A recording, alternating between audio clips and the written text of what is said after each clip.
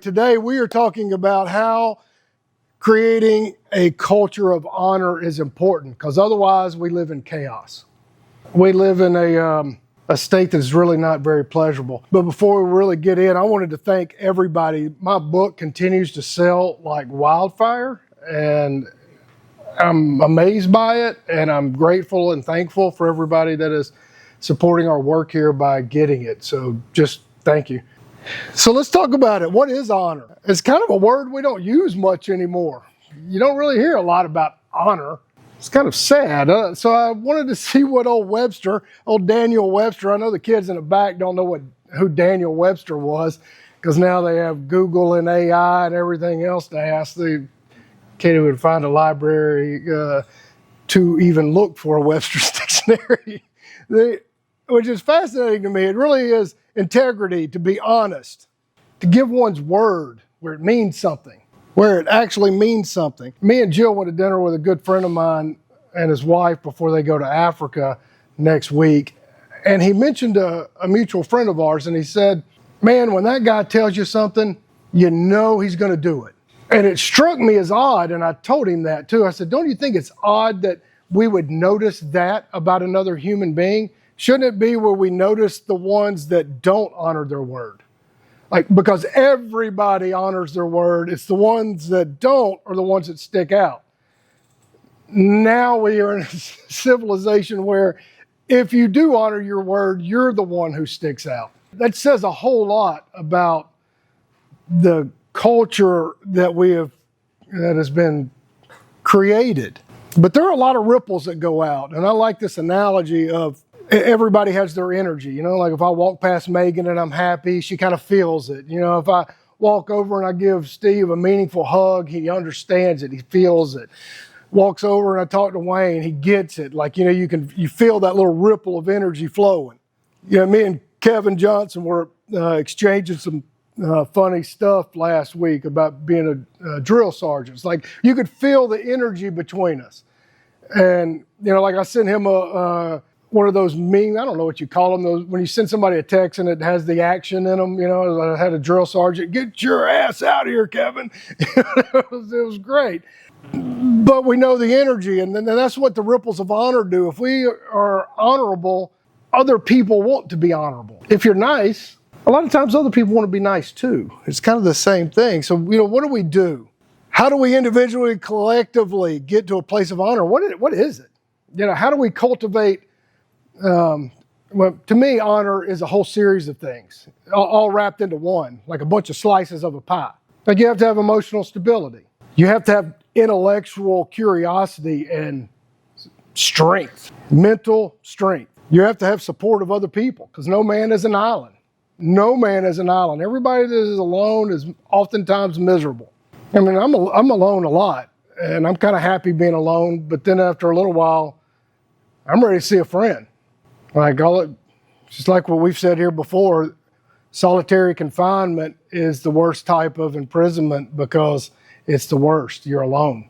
A man cannot be alone for long. We got to cultivate our physical strength, our higher vibrations. We got to cultivate the community and connection to ourselves, to others, and to God. That is what honor is. So how do we do it? Well, it's tough to let the ego go. That is not an easy thing to do. Like my ego gets in the way all the time with stuff. Baby, yes it does. Yeah, and luckily I got friends that'll call me out. Yeah, because if we're not cultivating, like I know that if Randall says, hey man, you're being an ass, I know Randall's not telling me that from a place of being mean. Like I just know it. I know if Dean said, hey man, you're in a foul mood, man, let's cheer it up. I know he's coming from a place of love in his heart for me. I know that. Same thing when I've called Steve out for everything, like all of it. Like he knows I'm coming from love. It's a big difference when you just have a passerby friends and, you know, they talk bad about you behind your back or kind of snicker in front of you. And that I'm going to cultivate real honor amongst ourselves. You got to be around honorable people with good intentions. It's really important. Emotional stability. I know every one of us in here and everybody watching has been emotionally unstable at points in their life. All of us. And sometimes it goes into a spiral of chaotic nonsense. One thing that I've found is living in the present. It really helps with being emotionally stable. Because probably much like all of y'all, like even Jacob back there, like I could see Jacob worrying about his car in the future. You know, like he's mentally time traveling. Or I'm worried about the things I have to do next week. You know, you may be worried about, oh God, I got all these jobs lined up all week. How am I going to get to it all? You know, that creates some emotional instability.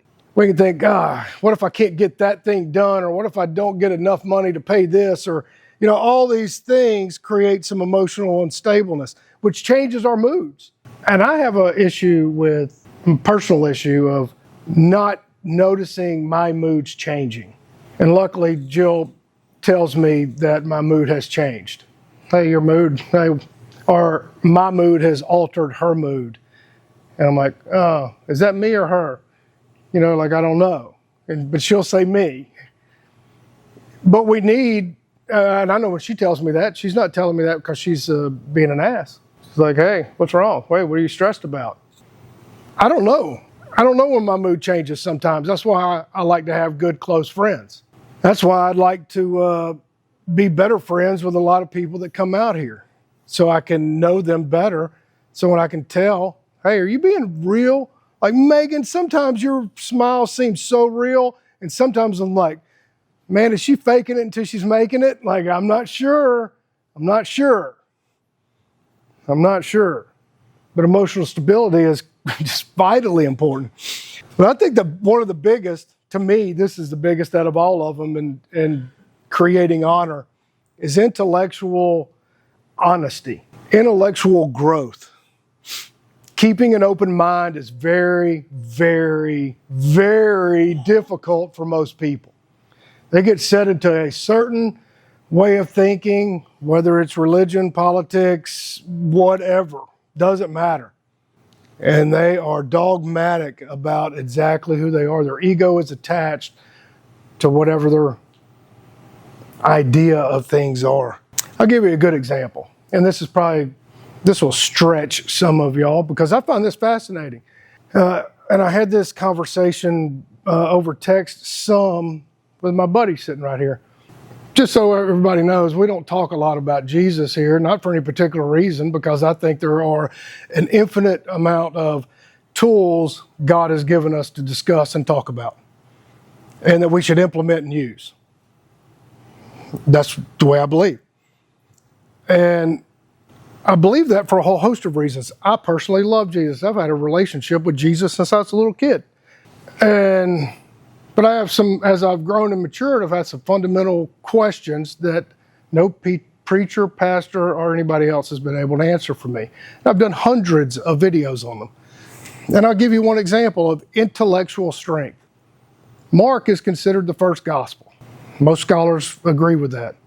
This is very important for people. There are no original documents of the Bible anywhere ever. They do not exist. We have copies of copies of copies. And the oldest ones are about 300 AD.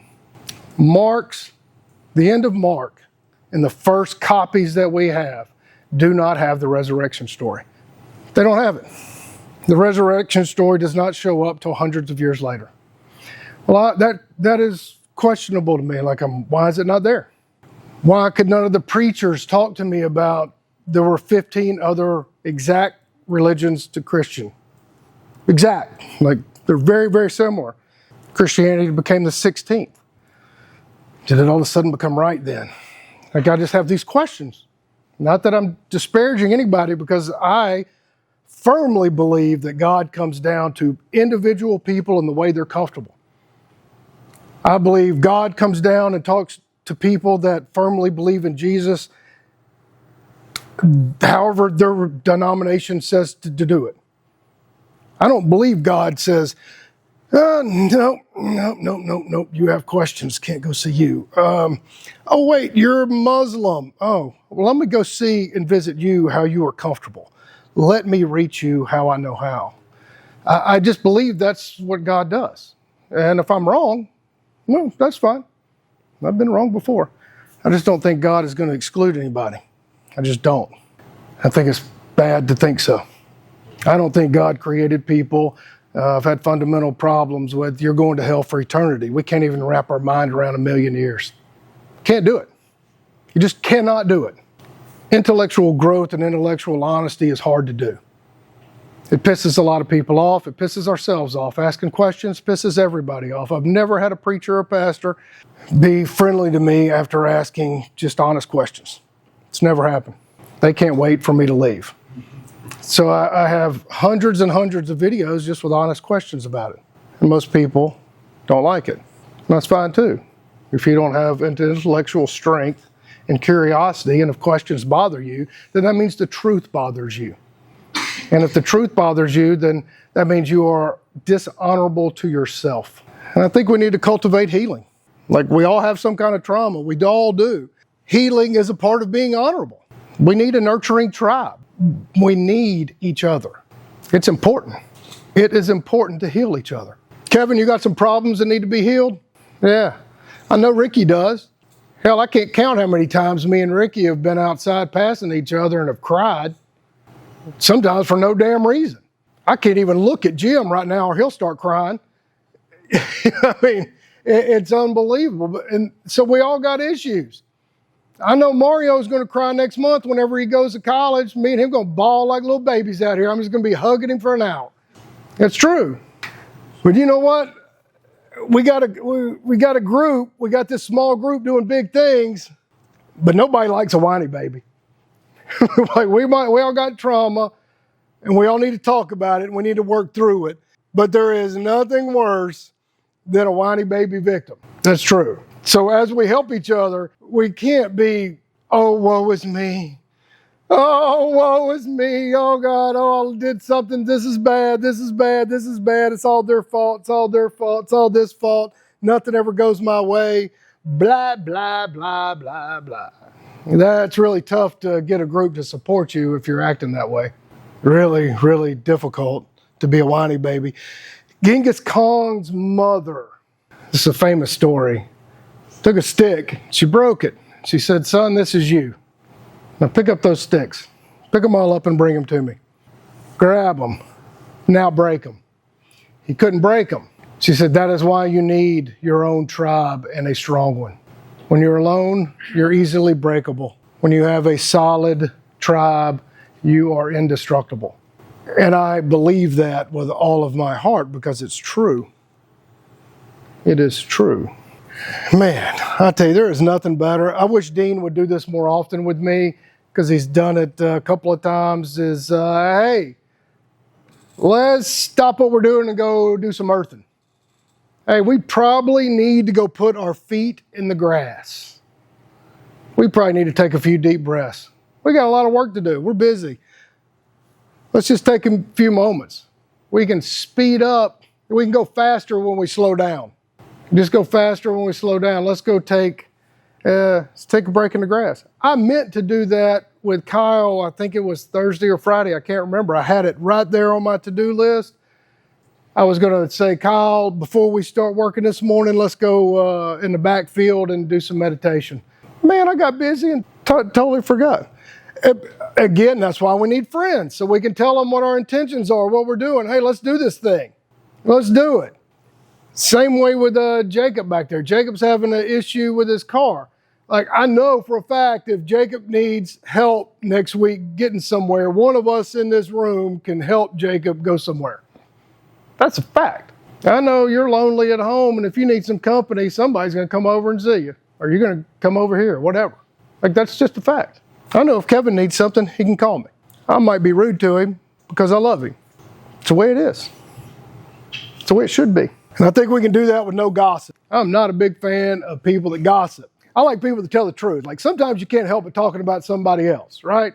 Like, if my buddy right here, he leaves and we're all sitting around and somebody over here doesn't know him, well, hey, who's that guy? Well, all right, I got to tell him who that guy is. And what am I going to say about him? I don't have anything bad to say about him, so I'm going to say good stuff about him. If there was something bad, they said, hey, I'd like to hire him for this job. I hear he does these things. What's his work ethic? From everything I know about it, it's good. If I knew something bad, I would have to say it.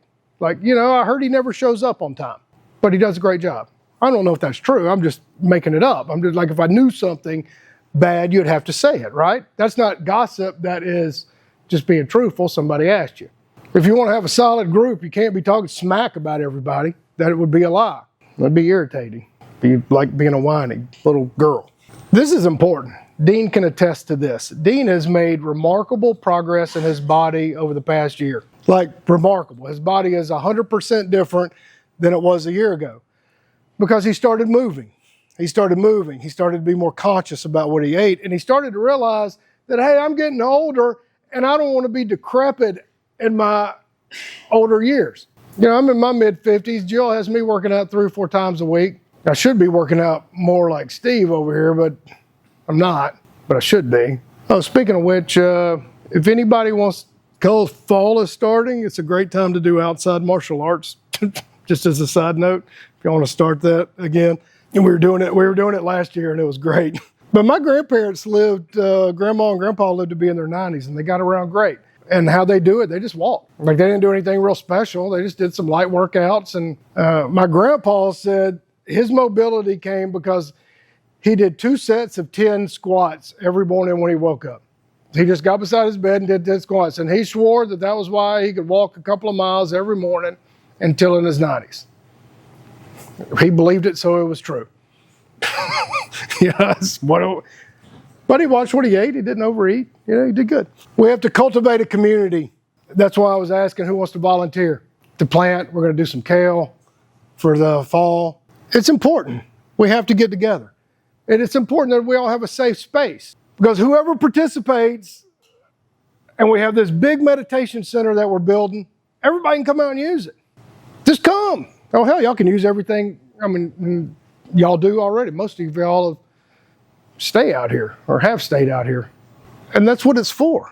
That's what this big sanctuary is for. Just a big, safe place where everybody can be safe and express themselves in safe, open, honest, intellectual, heartfelt ways.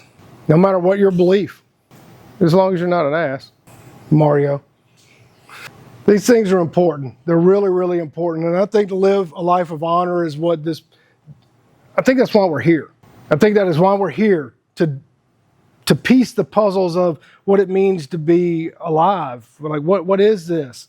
I'm supposed to be truthful. I'm supposed to be loyal. I'm not supposed to be a sheep. I'm not supposed to follow somebody else's rules that I don't agree with. And none of y'all should either. I think we're here to connect with each other, to nature, and to God in our own way. And everybody is different. That's why we have 40,000 Christian denominations and 1 million other religious organizations. Because we're all unique and we all think and feel differently. We all connect to each other differently. We all connect to God differently. None of us do it the same. But we're here to help each other and support each other and have each other's back. That's why if Jacob needs help this week or next week, I or somebody here will be here to help him. Same way, where the hell all y'all? And that's the way it should be. And that's why I love this group, because most of y'all talk outside of this group, which is awesome. It's awesome. That's why I love y'all, and I love why we do this. And let's just respect each other and respect life. All life. Every life. And if that resonates with any of y'all, this is our first time live on YouTube, so thanks for watching. And all our friends in Guatemala, I hope y'all enjoyed this presentation, and I love y'all, and it was great seeing y'all. And if y'all are in the local area, come out. We're here. See ya.